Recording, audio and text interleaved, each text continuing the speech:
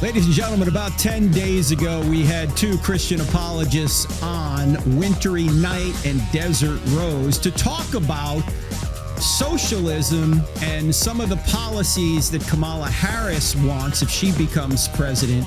We talked about socialism, and we also talked a little bit about the fact that Kamala Harris and the Democrats not only want abortion up to the moment of birth, but they want you, the taxpayer, to pay for it. What we're going to do now in rapid fire is go through some other issues that Kamala Harris administration would want to put into law. And we'll try and do it as quickly as we can to give you kind of an overview of where they are on some big issues. So if you want to know who Wintery Knight and Desert Rose are, go back and listen to our podcast from 10 days ago when we were talking about how to love your neighbor through politics, talking about socialism and abortion. Now we're going to dive into some other issues. So let me start with you, Wintery Knight. There has been for quite a while a act pushed by the Democrats called the Equality Act. Of course, it has a very nice sounding name, but it has some very negative implications, particularly for anybody who is religious or has values that disagree with the LGBTQ set of values. So first of all, what is the Equality Act? And then secondly, what are the problems with it? So the bill has been presented in the House and Senate a number of times. With respect to Kamala Harris, I want to focus on Senate Bill 788, which was titled the Equality Act, that was introduced when she was still a senator in California in the 2019-2020 legislative session. So according to this article, the dangers of the Equality Act that I found on the Heritage Foundation website, it's dated May 15th, 2020. This act would create like a national 𝗧𝗔𝗫 law, sexual orientation and gender identity law. So that's the same law that's used to persecute Christian individuals and business owners, adoption agencies, homeless shelters, schools, and any other organizations that disagree with LGBT. So you probably heard some cases like the florist from Washington State, or the photographer, or the baker from different states that have fallen afoul of these laws. Well, those are state level laws. So imagine having a law like that applies in all 50 states, including your red state. So for those who live in red states. So some of the things that you would see if such a law were passed, this is according to the Heritage article, would be male prisoners in women-only prisons. And we've already seen that in other countries that have laws similar to this. Well, we've seen it in California, where actually male prisoners claim to be female. They're put into a woman's prison and then they rape the women. Right. Sexually assault them. Mm-hmm. So you can kind of see this already in the states that have already enacted this at the state level.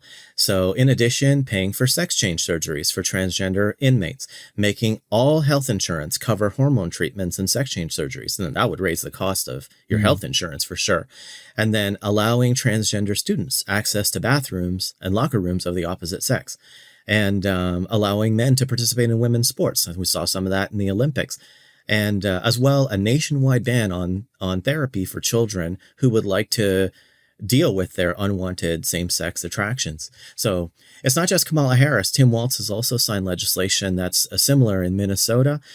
He signed a bill that makes Minnesota a sanctuary state for child sex changes. So suppose you have a red state and you're a parent and you have a child, and that child is letting, the teachers know that they're interested in this, and they make it to Minnesota, then they can have anything that they want against your wishes. And, I feel that the two of them together, based on the Minnesota Human Rights Act and the Equality Act at the federal level, their support for these bills, I mean, if you're a Christian, you could really run up against this and it could cause you some trouble. Yeah, well, it's named the Equality Act, but it's anything but equality.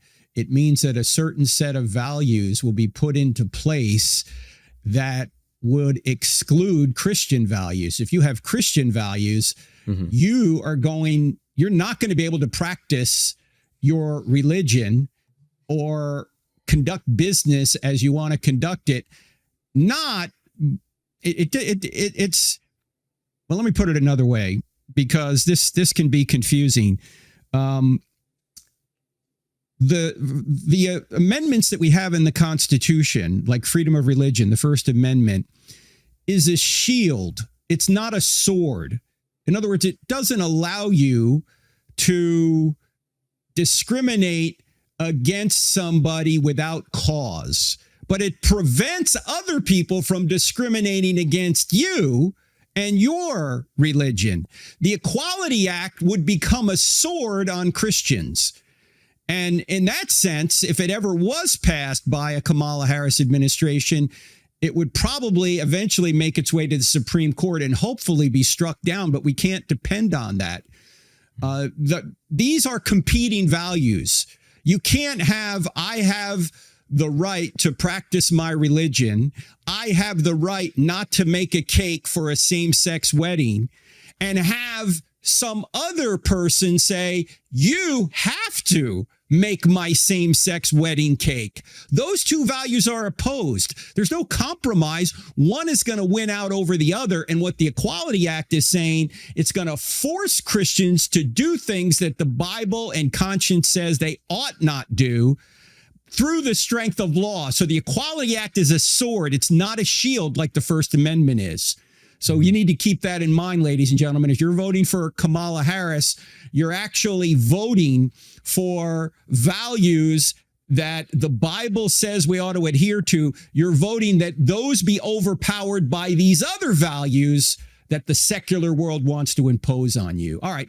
How about inflation and price controls? Let's start with you, Rose, on that. I think Kamala Harris has said she wants price controls. Does that work? Would it work? This is an absolutely terrible idea. And of course, no surprise, she is putting forth this idea as a solution to so-called price gouging. Well, first of all, there is no price gouging happening in, her administration has come out and said that she's going to stop price gouging in the grocery industry by using price controls. Well, there is no price gouging going on in the grocery industry. Profits for grocers are well below 2%. Okay. And if you were to force them to lower prices anymore, people are not going to be able to make a living doing that. So they're going to close the grocery stores. They're going to stop doing the farming. They're going to stop doing the things that they're doing to produce food right now. And even before that step, first, it would cause massive, even greater cost shortages. It would cause shortages because you're not going to, nobody's going to produce a product where they're going to lose money on. Right. Exactly. And first they're going to have to try to pass the cost on to the consumer. And so our prices are going to go way up. But then you're right. Exactly.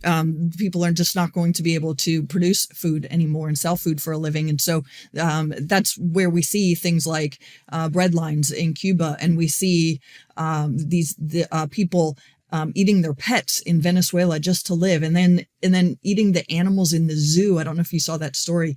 Absolutely horrific things going on. In fact, since I've just mentioned Venezuela, I'd love to show for anybody who's watching this, to show you. Well, most people are not watching. Just describe what you have there. But yeah, so I have here some inflation art, as I call it. It's actually a little swan that's smaller than the size of my hand. This is from Venezuela a few years ago.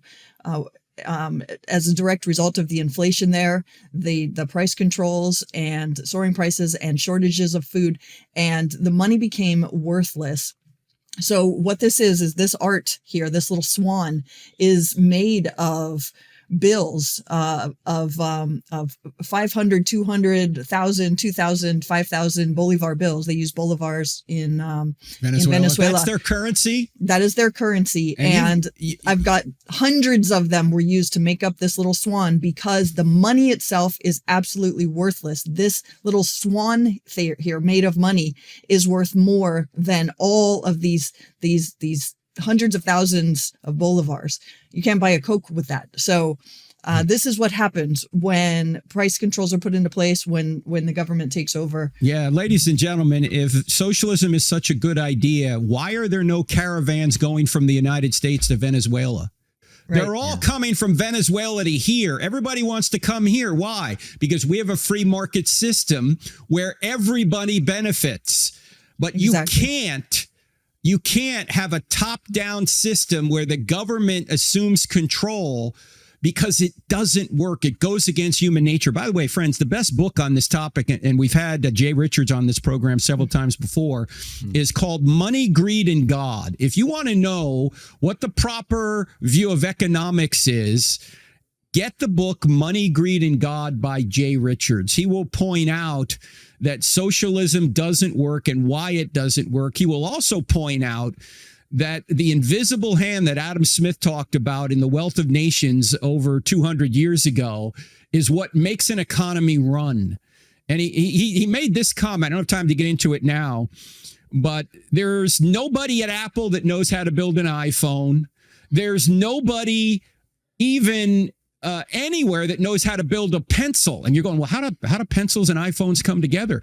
They come together by the invisible hand. You have all these people using their individual expertise to pull together an ultimate product that no one person can pull together on their own. There's no one person in the world that knows how to build an iPhone. There's no one person in the world that knows even how to build a pencil.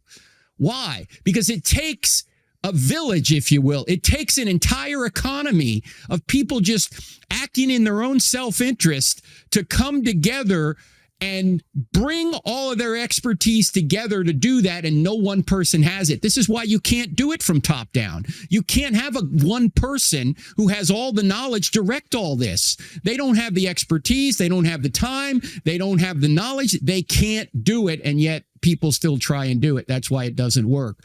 So inflation controls, or I should say price controls, are a disaster, and Kamala Harris wants to do those.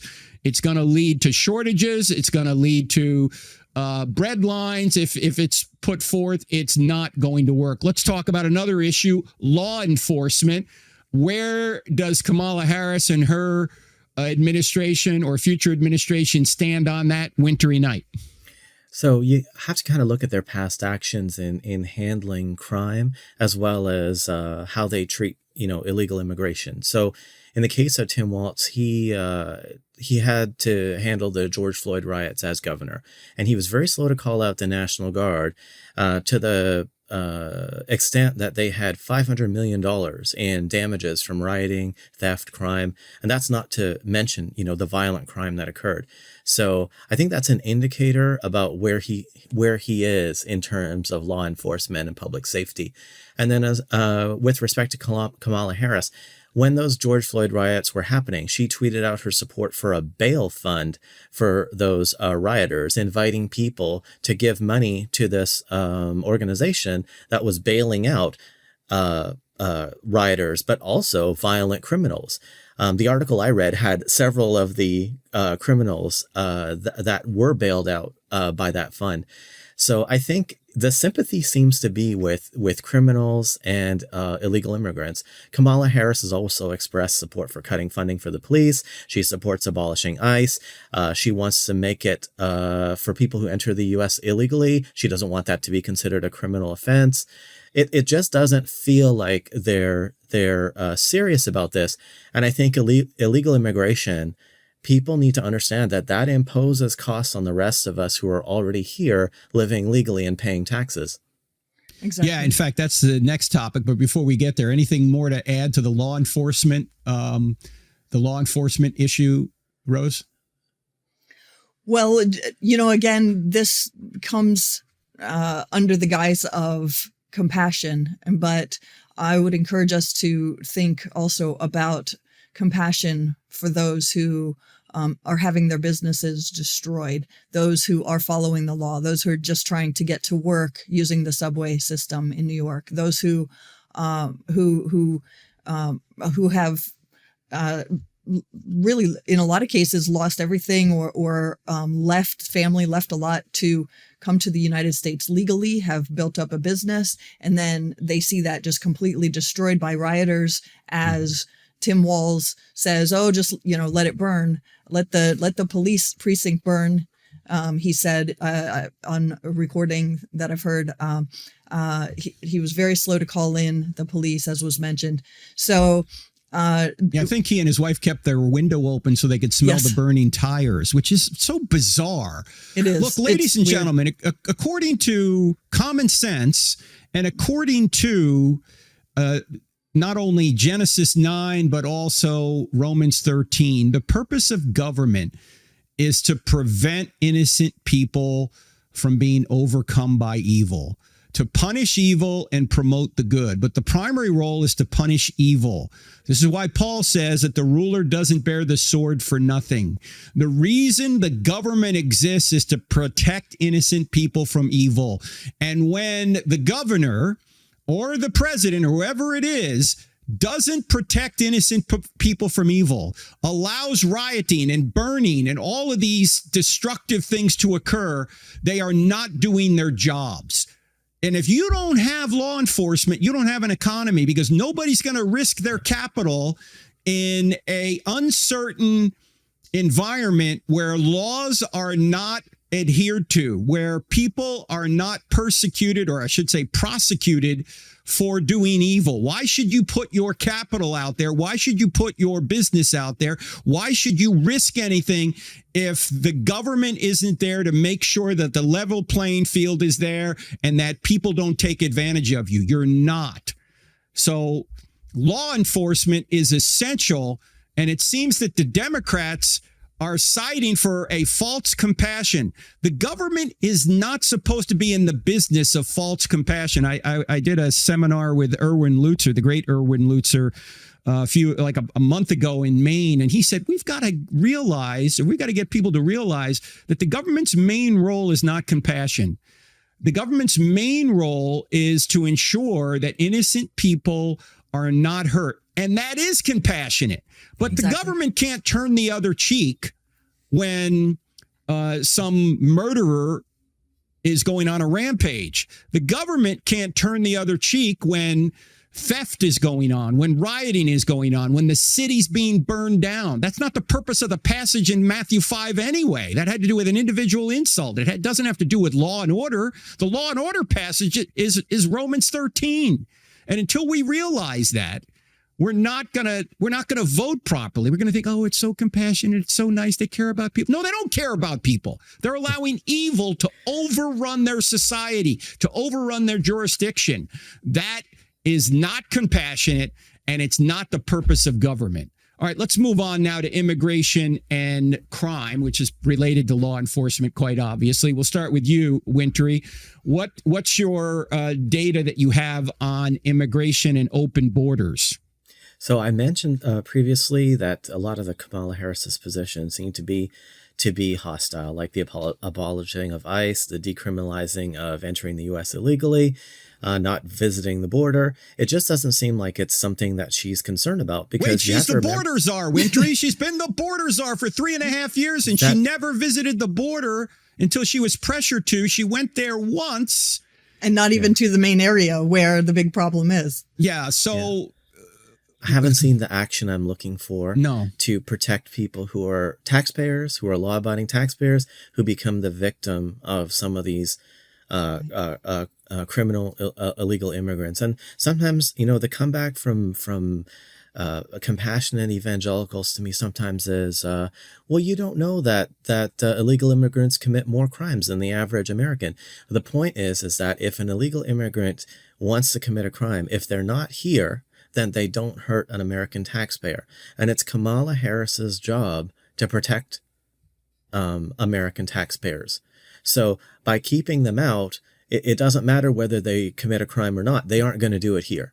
And they shouldn't be here unless they're here legally for a reason, like to work, like I was here, to work, to produce value, to pay more in taxes than we collect in benefits. I mean, I couldn't even collect benefits at all. But that's the point. So I think Rose has some numbers about this as well. Yeah, but before we get to those numbers, Rose, let me mention one thing that's often overlooked. Right now, some blue state governors have been handing out benefits to illegal aliens, people who have broken the law to come here for whatever reason. And that obviously is taking away from people that pay taxes and are expecting to get benefits from the taxes they paid, whether it's Social Security or some sort of Medicare or Medicaid. So this, just on a common sense realm, isn't fair. You've got people paying into the system and they're not going to get the benefits. Somebody who is here who broke the law is going to get those benefits. How does that make any sense at all? Now, I'm for legal immigration. However, I'm not for illegal immigration. And everybody here listening to the sound of my voice believes in borders. Do you have a lock on your door? Yeah. Why? Because you don't just let anybody in your house. You know there's security issues. You know you can't feed everybody that if you were to allow anybody to come. You don't have the capacity to do that. Neither do we as a country. So we have to have common sense immigration, not this open borders where you've got drugs, you've got terrorists, you've got people being sex trafficked. In fact, I think, Rose, you've got some stats on that. Who is being sex trafficked and how many people at this point do we know who are missing and probably sex trafficked? Yeah. Well, a couple of weeks ago, the Daily Wire reported that 85,000 unaccompanied minors went missing after crossing the border. And the way the system is set up right now is that the government is they don't want to be perceived as, separating families or putting people in cages or whatever. So they're trying to get them into the country as quickly as possible. They're putting them with different people, different families who have not been vetted appropriately. 85,000 children are missing from the past 3.5 years and who are believed to have been sold into the sex trade. You want to talk about compassion? Are you kidding me? These are the children who were sent presumably by adults, by their parents, maybe hoping to get into the U.S. at some point because they know that the borders are essentially open at this point, or by sex traffickers who may have kidnapped the kids. All sorts of things. We are putting kids in tremendous danger. We should be protecting these children. That is not loving our neighbor. It's absolutely horrifying to think about it. There have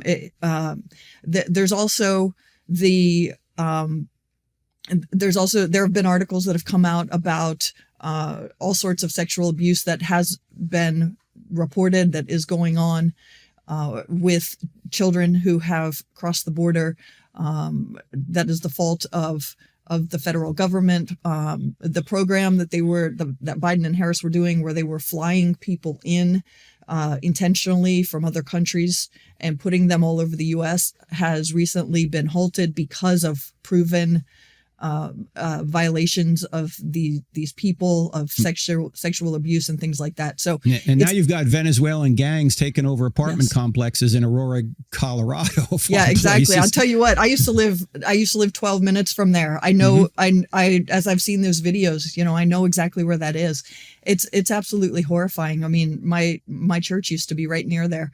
And this is far from compassion. We also have a lot of Haitians coming here in a time when Haiti has been taken over by gangs, and so it's to not vet people. And then also from Islamic countries. You mentioned that I'm the Islamic ministry specialist for women in apologetics. I know a whole lot about Islam, and I can tell you that Islam is absolutely incompatible with the U.S. Constitution and with any of the values upon which our country was built. And they are commanded to harm all non-Muslims. This is very, very dangerous. Yeah, they are commanded. Thankfully, not all Muslims believe that. Right. Yes. However, a significant minority does, and who knows how many cells we have in America now as a result of the open border, where you have people crossing.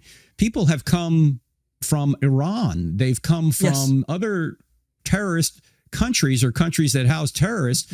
They've come across the southern border. They get to Mexico and then they come across. Exactly. I have there's a family that I'm very close to who came here legally from Afghanistan, and I taught the kids how to speak English, how to read, how to do math, taught them history, devoted about 6 hours a day for several years to educating these children and trying to be a blessing to their family. These kids now are afraid of going to bed at night, that the people who they escaped from legally might now come and find them. They left because their lives were in danger, and now their lives are in danger here as well.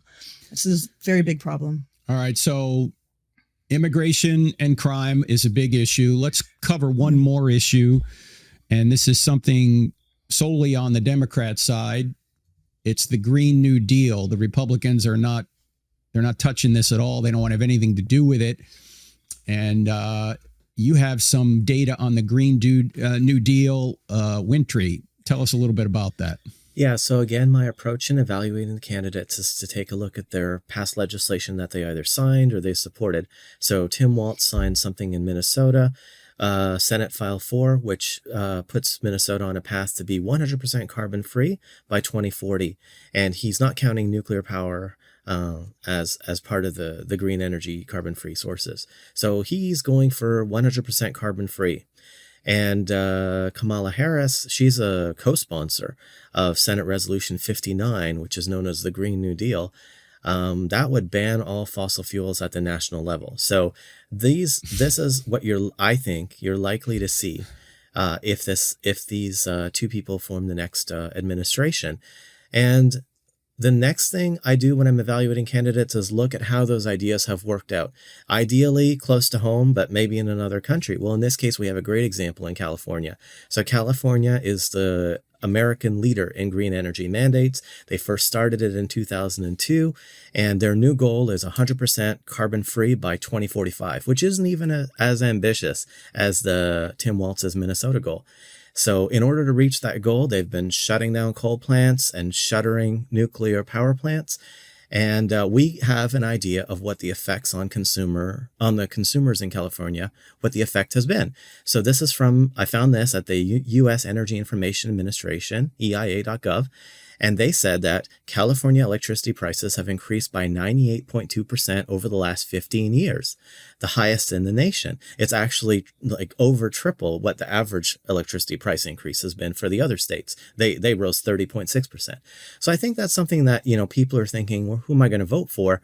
Just be aware that if these green energy mandates become the law, that your electricity prices are going to go up. And that's the same thing we see in other countries like Canada and Germany and other countries that have adopted, these green energy mandates. We had Megan Basham on for a couple of shows last month on her book, Shepherds for Sale. And what nobody seems to realize from the green folks, they don't seem to realize the cost that this particular Green New Deal would have on developing countries.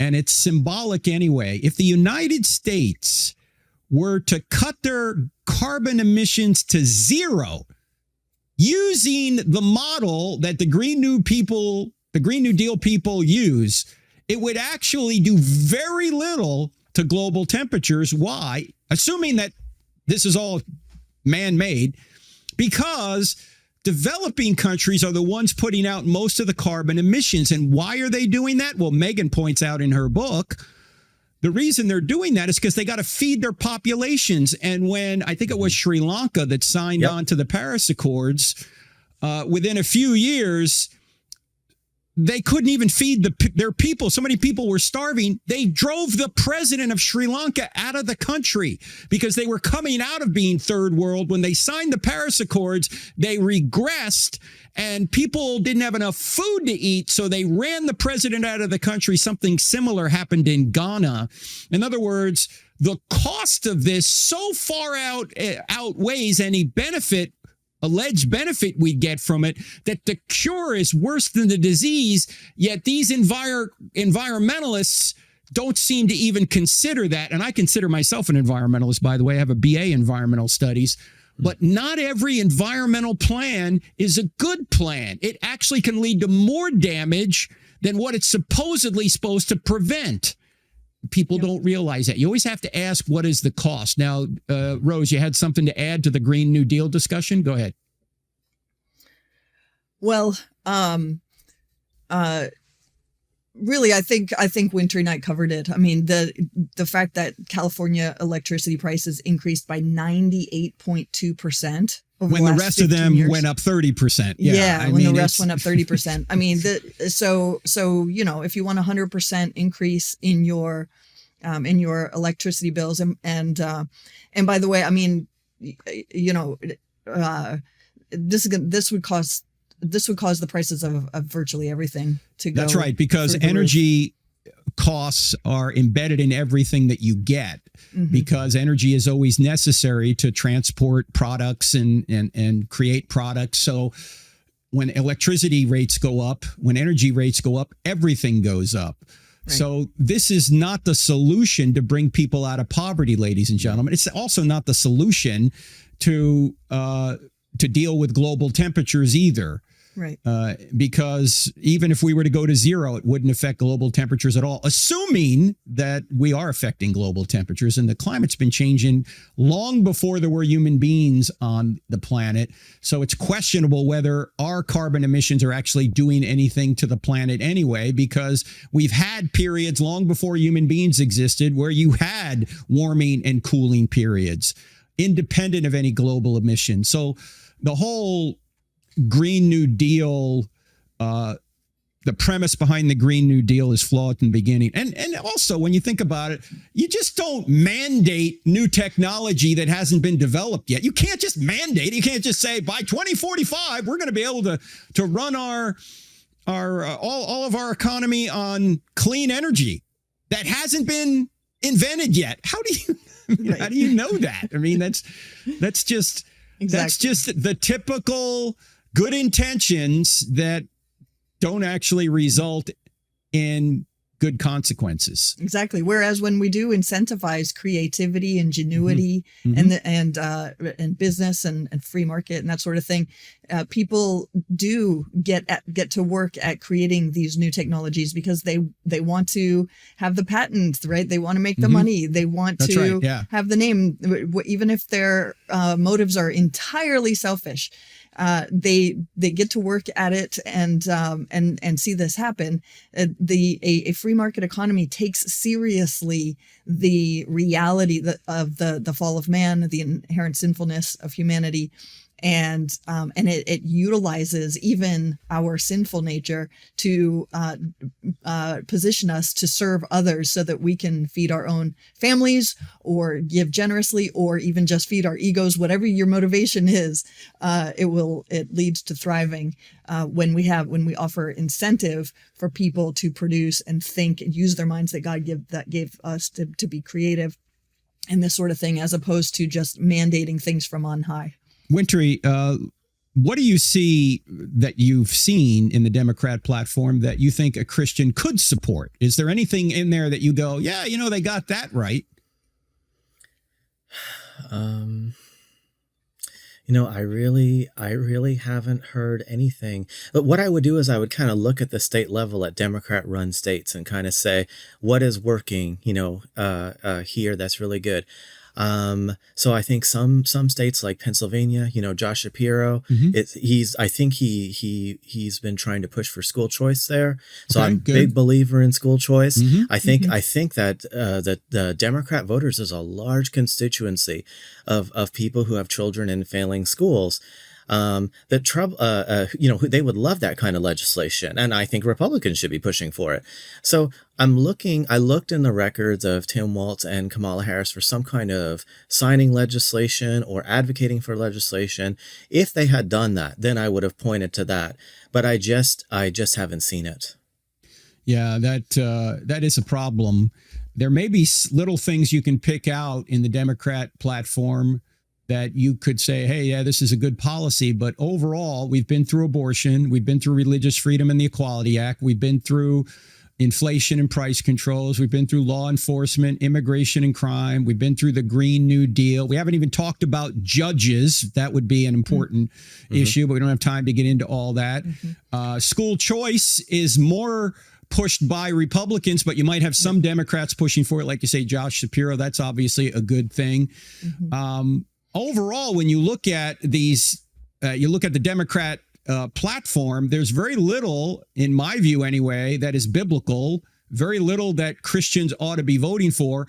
That, of course, doesn't mean that the Republican platform is perfect. It certainly isn't. There are things in there that I disagree with as well.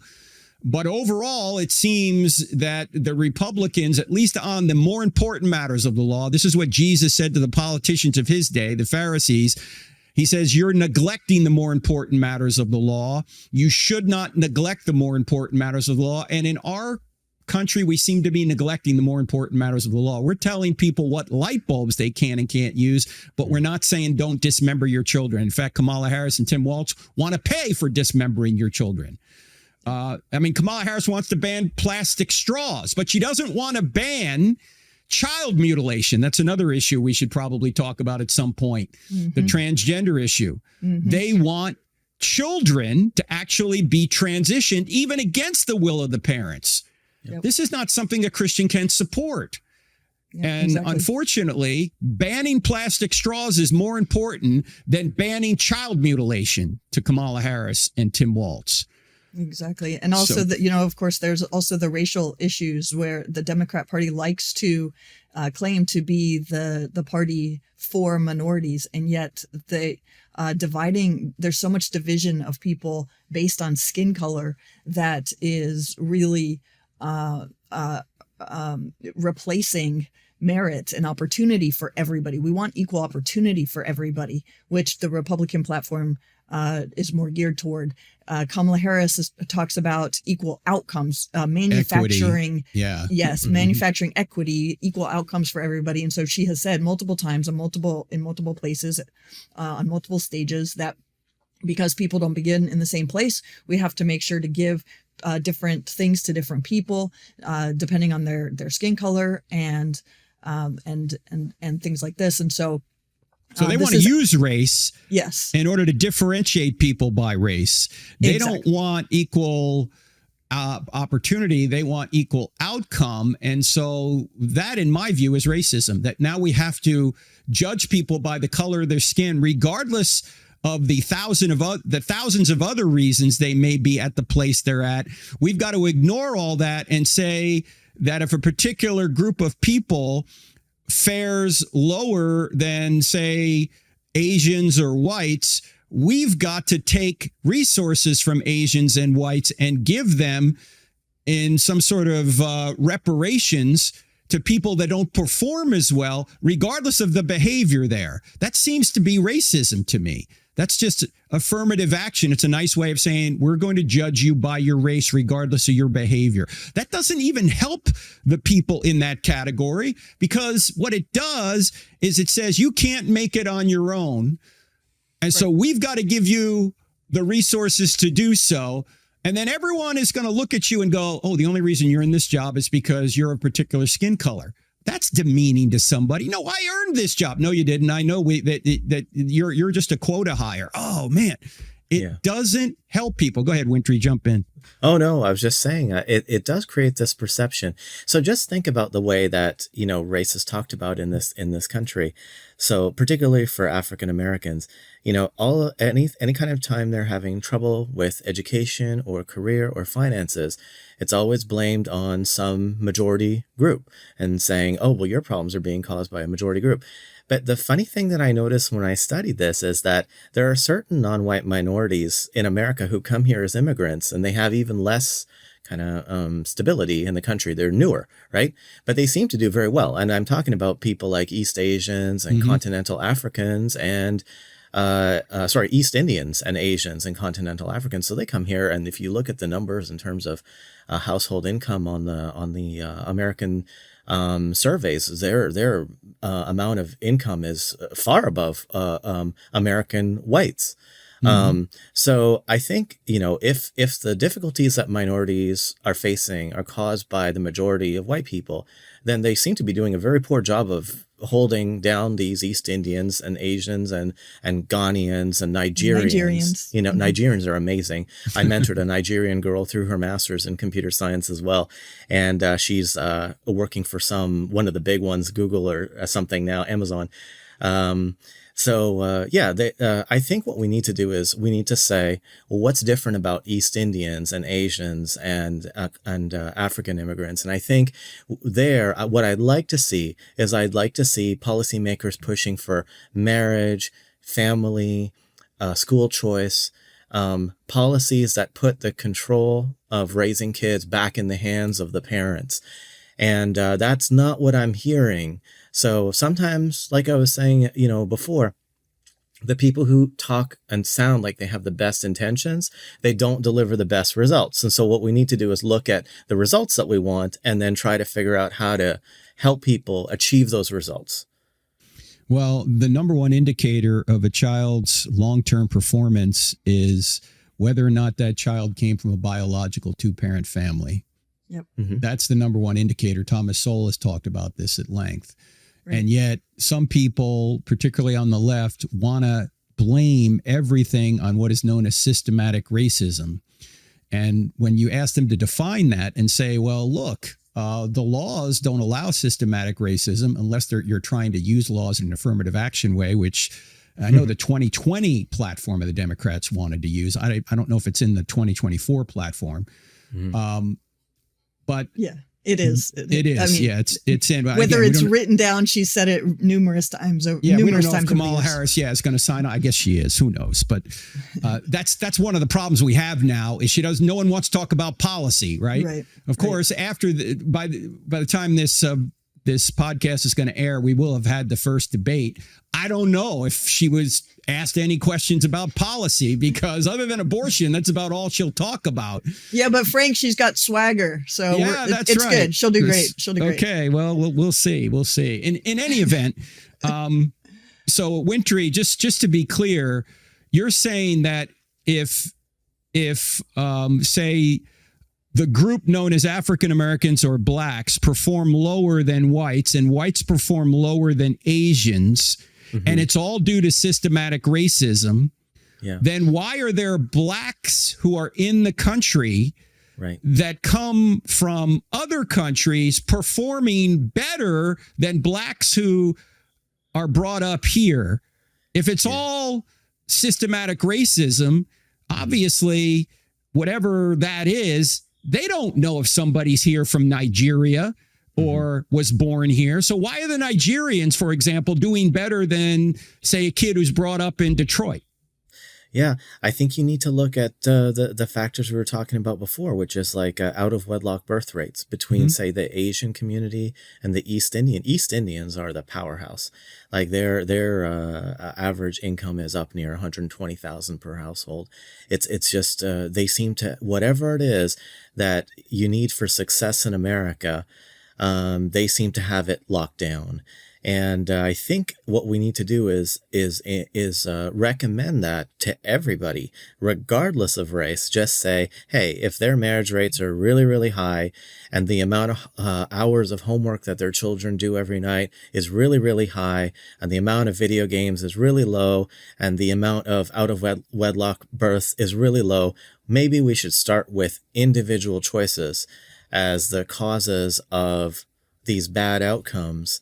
And just make sure that, like I said, in my own case, I came here, pretty regular guy, just don't spend money, save all your money, invest it. And I'm, on track for early retirement. So whatever, discrimination people are worried about, it just doesn't work if you make, I think in America, if you make good decisions. So, finish high school, get married, don't have kids until you're married, don't commit any crimes, take any job, and then move up, keep working harder and keep growing in your job. And I think that in America, if you follow that recipe, then you will do well, and regardless of skin color. So absolutely. Great discussion, Desert Rose and Wintry Knight. In a minute, I'm going to ask you how people can follow you and check out your website and your other resources you have. But I want to mention, ladies and gentlemen, that tomorrow night, if you're listening to this on the 17th of September, I'm going to be on the 18th of September at Western Carolina University. It's open to everybody. It'll also be live streamed 7:30 p.m., I believe, or 7 p.m. Eastern time. Then I'll be in Buffalo with Natasha Crane and Elisa Childers this weekend, the 21st, for the Unshaken Conference. Go to unshakenconference.com if you want to get tickets. Then next week, I'll be in Lake Charles, Louisiana at McNeese State University on the 24th. I'll be teaching at a high school on the 25th. And on the 26th, I'll be at Lamar University in Beaumont, Texas. All that's coming up and a lot more after that. So keep an eye on our events calendar. Go to crossexamine.org, click on events. You'll see Frank Turek calendar there. Also want to mention we're going to Egypt and Saudi Arabia starting December 2nd. You don't want to miss that trip. That's going to be amazing. All the details are on our website. You can still sign up for the Train Your Brain course for adults and the Train Your Brain course for 6th to 8th graders. And why I still don't have enough faith to be an atheist for high school and college students. I'll be your instructor for that. Go to crossexamine.org, click on online courses. You will see them there. All right, Wintery Night, how can people learn more about you? Where do they go? And what kind of resources do you have on their website? So I've been blogging at winterynight.com for a long time, so people can check that out. That's winteryKNIGHT.com. And along with Desert Rose, we have a podcast. So our podcast is called The Knight and Rose Show, and we cover all of these topics, everything they say you're not supposed to talk about, religion and politics, and morals. We talk. We have entire shows on each of these, and we really enjoy talking about the evidence for all of these different topics, so that you can learn how to discuss them with your family and friends. Yeah, you do a really good job of summarizing debates and really giving cogent blog posts on important issues, Wintery. So thanks for your work there. So friends, go to winterynight.com for a lot more from Wintery Night. Desert Rose, do you have a different website or the same one? I do have a different website. My website is anaffairwithreason.com. Anaffairwithreason.com. Okay, good. Yes. And I do have, I've been writing at that site for, I suppose, about 4 years. I've been doing a little less writing lately. I need to get some articles out, but I've been doing more speaking at conferences. So in November, I will be at the Sound Faith 2024 conference in Escondido, California. I'll also be speaking on Islam there, but it's not an Islam specific conference. And of course, check out the podcast, The Knight and Rose Show. The Knight and Rose Show. Look it up. Knight meaning Knight, yes, right? That is correct. The Wintery Night. All right. Well, folks, thanks for being on the program. Thanks for all your expertise in looking at what Kamala Harris and Tim Walz want to do. And Christians are going to have to make a decision. I know there are no perfect candidates. I know both these candidates have moral flaws. Keep in mind, folks, ladies and gentlemen, when you're voting for president, you're not voting for one person. You're voting for 5,000 people to go to Washington and implement a platform, implement an agenda. We went through on the previous program and this program some of the agenda items of the Democrats. We'll do the same for the Republicans. So keep an eye on that. And Lord willing, we will see you here again next week. God bless.